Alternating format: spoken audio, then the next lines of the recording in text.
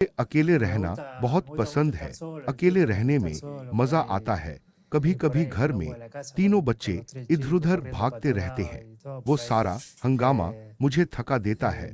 मुझे अपना अकेलेपन का पल अच्छा लगता है। मेसी यहाँ जो कह रहे हैं वो ये है कि जब उन्हें आराम का वक्त मिलता है तो उन्हें अकेले रहना पसंद है। वो बस अपने साथ थोड़ा वक्त बिताना चाहते हैं।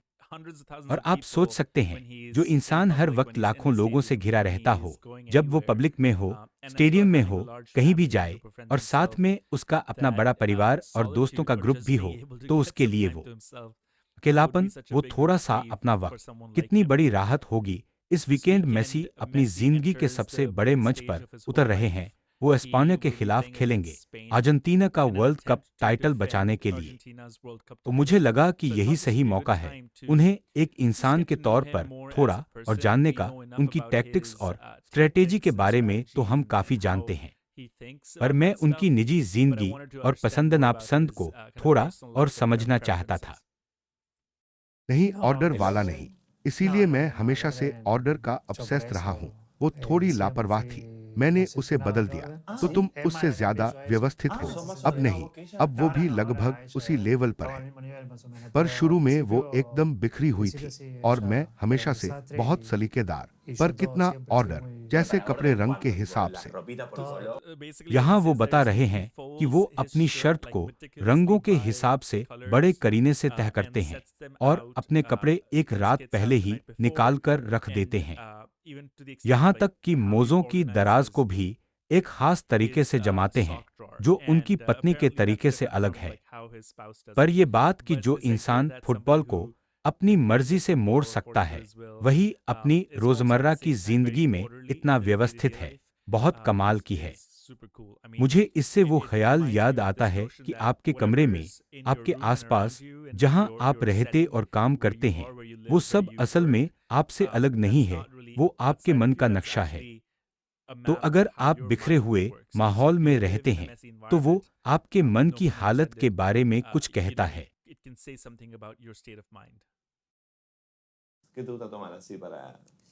थोड़ा सुरूर चढ़ाने के लिए तुम्हें क्या पीना पसंद है? नहीं, मुझे वाइन पसंद है। बस वाइन, और नहीं तो वही हमेशा वाली वाइन और सोडा। समझे? ताकि जल्दी चढ़े। वाइन और सोडा, ताकि जल्दी चढ़े। यही सबसे बढ़िया लाइन है जो इतिहास में दर्ज हो जाएगी। वो कह रहे हैं कि वो वाइन में सोडा मिलाकर पीते हैं ताकि नशा जल्दी चढ़े, और इसीलिए वो लोग हंस पड़े, क्योंकि उन्हें उम्मीद नहीं थी कि मेसी ऐसा कहेंगे।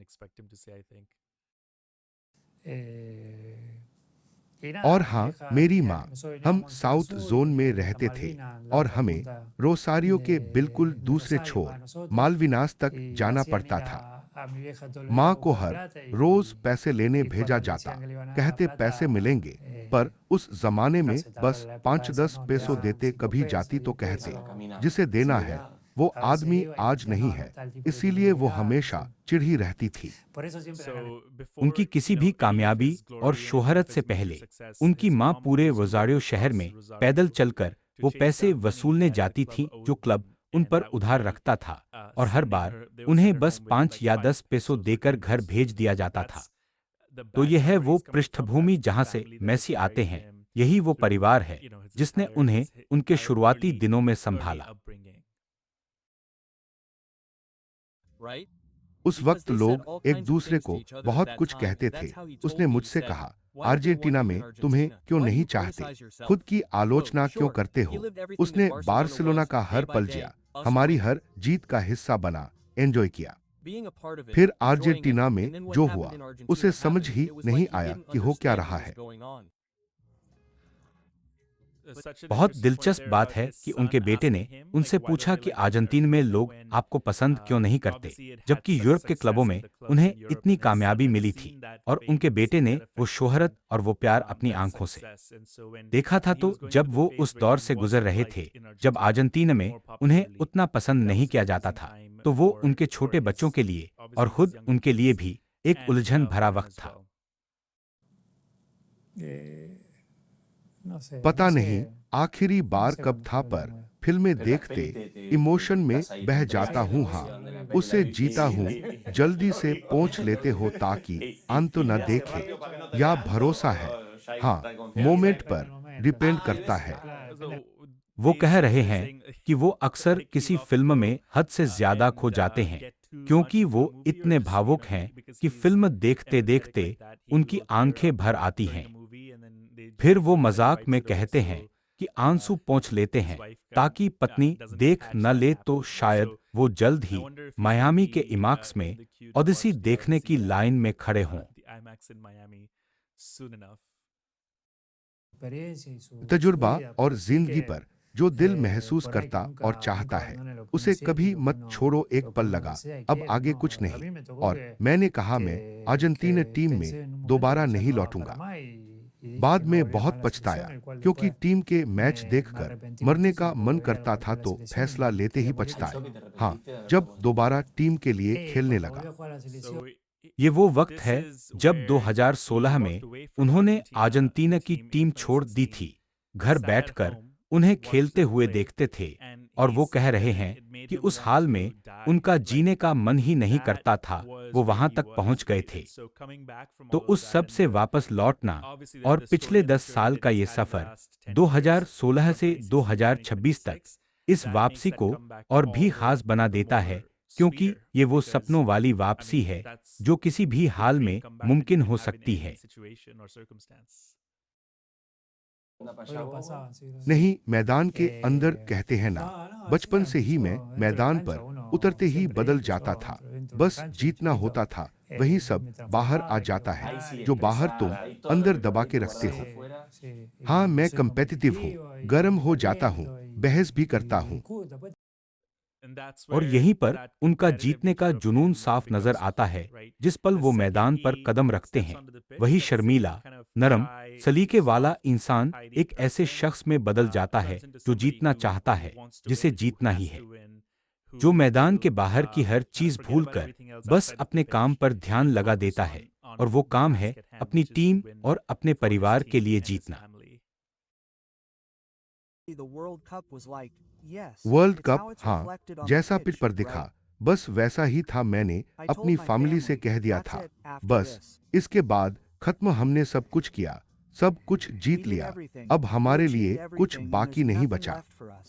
हमने इसका बहुत मजा लिया, है ना? बिल्कुल, तुम समझ रहे हो। जब उन्होंने पिछला वर्ल्ड कप जीता, तो वो कहते हैं कि उन्होंने अपने परिवार से कहा, हमने कर दिखाया, अब सब पूरा हो गया, अब कोई फिक्र मत करो। तो इस लिहाज से आप मान सकते हैं कि अभी इस दूसरे कप में जो हो रहा है, उस पर एक तरह से कोई दबाव नहीं है, वो बस इसे जीने के लिए यहाँ है। और अगर आप स्कलोनी पर मेरा एनालिसिस देखें, तो वो भी कुछ ऐसा ही कहते हैं। किसी ने उनसे पूछा कि मेसी के लिए उनकी क्या सलाह है, तो वो कहते हैं, मेरी सलाह है कि मेसी सब भूलकर बस मैदान पर उतरे और इस पल का मजा ले, खेल का, अपने साथियों के साथ बिताए वक्त का, क्योंकि यही पल आपको दशकों बाद याद रहेगा, जिंदगी के सबसे यादगार पलों में से एक।